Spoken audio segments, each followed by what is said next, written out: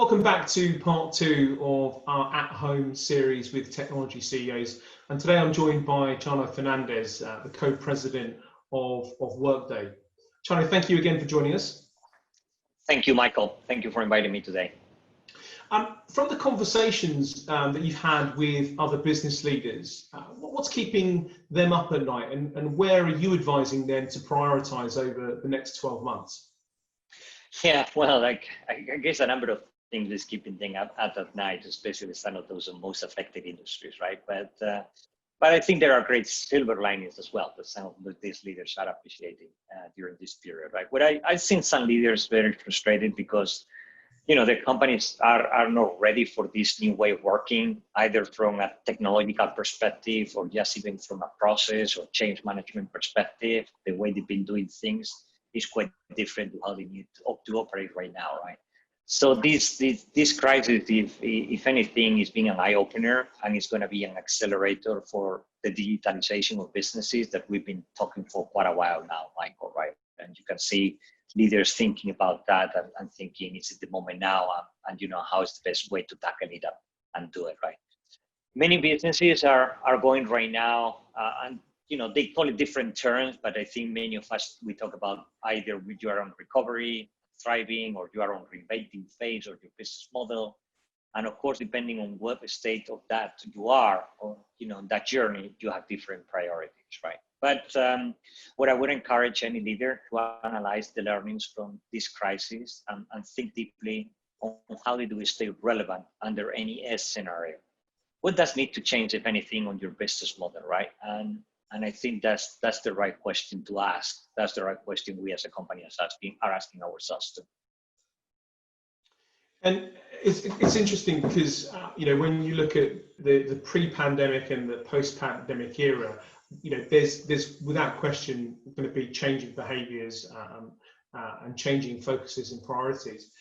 Just curious to understand how Workday has embraced this virtual working world that we find ourselves in at the moment. Has it been a fairly seamless process of getting people to work virtually, or has it been more challenging than you'd expected? It's been quite fairly seamless process, I would say. I think we're all surprised. Even we're all surprised companies, right? If you hear the replies of the employees in terms of their, you know, return to work. And many of us have been working on solutions in terms of the return to work. Potentially, that's a conversation for another day. But you know, how fast and how rapidly the employees have adapted on this working from home. I think our kind of feedback from our employees is not different than many of the companies, where what the employees are telling us is, I'm willing to go back to work, but only if it is looking like to what it was before, right? If it is kind of wearing a mask, at this social distancing and so on and so forth, and A teams and B teams, I'm not that excited about the idea, right? Because I'm fairly productive on a virtual way. So that's been pretty exciting and pretty interesting. I think we will end it up, many of us, kind of on a hybrid model, you know, 2 to 3 days of work, a couple of days working from home, maybe changing or alternating per weeks. But obviously, to your question, and as I commented before in part one, we moved very fast to a complete remote virtual process in all areas of the company, right? From a product perspective, to go a little bit more in detail, we had 2 big releases per year. And this past one that we just did during the COVID, it's been the first one we've accomplished fully remote with no issues, right? From a project implementation perspective, to give you some examples, you know, we were already carrying out our projects, either for implementing HCM or financial 70-80% remotely, but we moved to a complete 100% remote implementation for Workday. And our partners have been going extremely and doing extremely well as well on managing. We managed to take over 100 global customers fully remote, Michael. Some of them significantly a Shell or John Lewis here in the UK, right? Fully remotely. So there are great lessons from this period that we've missed as well. You know, I commented before on some of the virtual selling skills, the agility in which we have adapting our messaging and changing some of the marketing campaigns. You know, productivity overall has been good. As I said, I'm not a super fan of fully remote environment forever, but we definitely had some great processes and learnings that were very efficiently on a virtual world, and that we should consider to carry and what we consider carry some of those forward. Mm. And this is a reasonably good segue into my next question in relation to how Workday has adapted its client engagement and customer success focus during this period. I mean, are there lessons that you've learned during the pandemic that you'll expect to endure post pandemic? Yeah, definitely. As I said, I think we will question more potentially when that physical, let's say, engagement it is required. Because right now you can be very efficient, right, virtually. And as I said, I don't want to do this, but for example, someone like myself, the amount of travel that I was going through before, I wonder, is that going to be back, and how long it's going to take to be back, right? Certainly we'll go back on a plane, but am I going to be spending all those many flights, or will some of those executives that I was meeting before be open for just a Zoom conversation, or like we're having today, or any other video conference system conversation, when it is just a short one to have? And I believe the answer is going to be they're going to be open, right? So it's definitely going to be more balanced. Yeah, the time that you must have got back, from not being in airport lounges and on airplanes must be significant. But Yeah. I'm sure it's also changed your sort of working behaviours as well, perhaps. It has, and there, as I said, there are great silver linings, right? The quality time with the family, come on, that's also important as well, right? For all of us, and I've seen some of my children these last few months, much more than I've seen it in the last, 3 years, right? So that's been fantastic.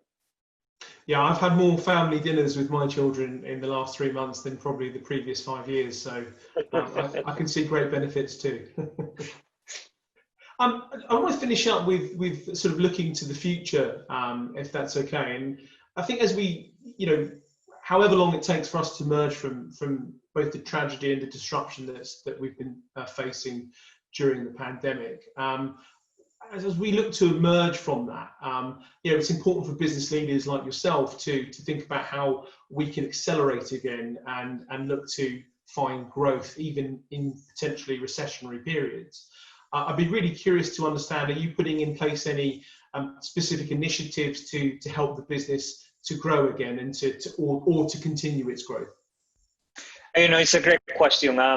We are. The short answer is we are. But what we've been doing, because what this period has allowed you to do is, okay, you go back and reflect on your strategy, but let's say more in concrete, you go back and reflect on your business model, right? And you start thinking, what are the things that are really strong, resilient, and are working really well on that business model, right? And what are the things that, we cannot be that proud of?